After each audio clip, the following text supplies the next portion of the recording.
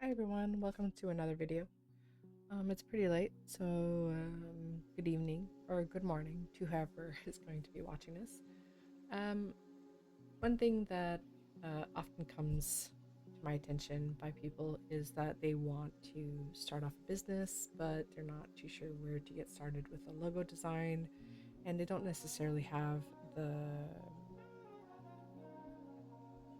how can I say this? They don't have the budget to make a big logo, which is completely fine when you're getting started. An easy way to fix this problem is by creating a signature logo. So obviously you can go the route of finding a font on the internet. It's a signature font, and you can find something that resembles your signature. Or what you can do is that you're going to take a blank piece of paper, a white piece of paper, and you're going to take a black felt pen or whichever you prefer, and you can sign the paper. After that, what you do is you take any scanning software that you can find for your phone and you scan the image. You send over the PDF to your computer, and then that's where we get started. So I'm going to place an image. So this right here. I've already done it. So this is obviously, I went rather quickly, but it was just to give you an idea. So right now I have this PDF imported in Adobe Illustrator. It's just a simple signature. It's in black and white. And what we're gonna do is we're just gonna image trace this. Um, so to make it simple, you have the convert image into tracing object up here, or you can go to objects, image trace, and make. Just gonna hit OK. So as you can see now, it's really different from what it was before. I'm just gonna do Control Z just to show you the difference. So this was on the paper, and now we've kind of vectorized it. But you can see that the all of the writing is a little bit, so we're gonna try to fix that. So when you do image tracing, you're gonna have some presets, you're gonna have some tracing results. And right here in the middle of those two things, you have the image trace panel. So I'm gonna take that out. I'm going to use the black and white logo preset, and I'm gonna click on this little drop down menu for the advanced. Now you can see there's three options here. There's paths, there's corners, there's noise. If you're already this far in graphic design, you probably have already heard these terms, so I'm not going to go over them. But basically what you want to do is play with these options until you find something that feels natural to you.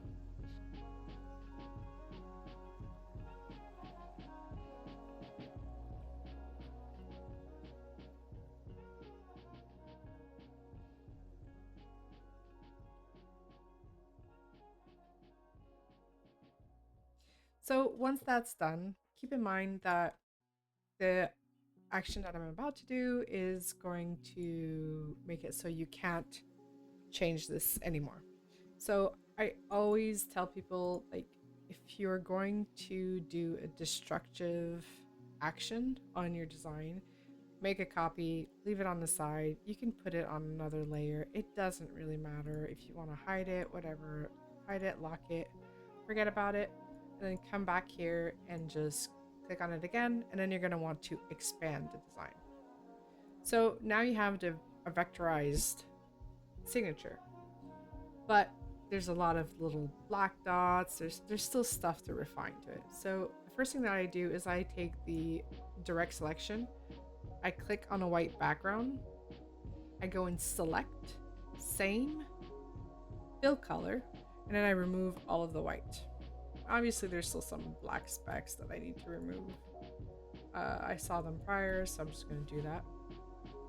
And then there's this little part here that's still bothering me, so I'm going to soften that up a little bit. I just need to pick the right tool. There it is. So we're going to click on this, and then on my pencil tool, I'm going to make sure I grab the, I can do the smooth pencil, I think. I'm going to select it. No, I think it's the other one. I'm just going to do the pencil, and then I'm just going to fix this little part here. And I'm going to merge it together by doing the Pathfinder. I'm going to do Unite. So I kind of fix that up for you. So now you have a vector of your signature. Obviously, like I said, this takes a little bit of work. You need to play with it a little bit if you want it to be aligned properly. Like, you're gonna have to manipulate it. You can't just have it as is. But then afterwards, once you have that signature, you can basically add whatever you want to it. So then you can take, let's say it's a wedding photographer.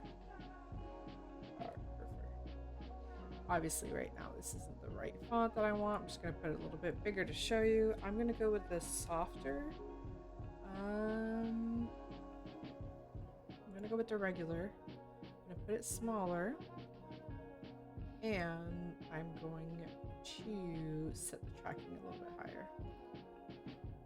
I do like 200 tracking, and that's a personal choice. Nobody likes 200 tracking. I'm just weird like that.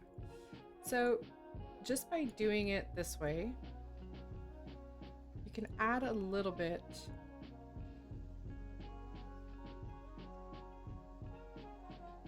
to your signature. And this is a very, very basic logo that you can do for yourself. It doesn't take that much money. You don't have to worry about a really big budget. As you can see, it didn't take very long. Obviously, it's not super nice. It depends on people's signature. It depends on the quality of the scan. It depends on a whole bunch of stuff.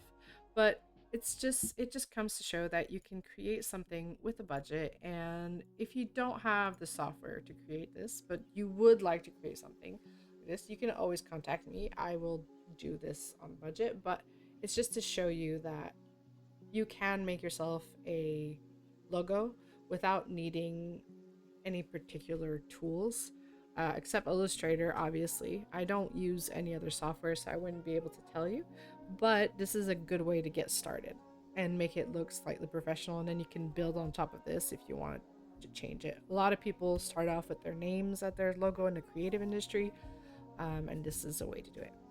So I hope this was helpful and that you enjoyed. If you did, please leave a like or subscribe so that I know that this is something that interests you. And if you have any questions on this type of logo design, let me know and I'll answer the questions to the best of my ability. So I hope you have a wonderful day, and I'll see you next time. Bye.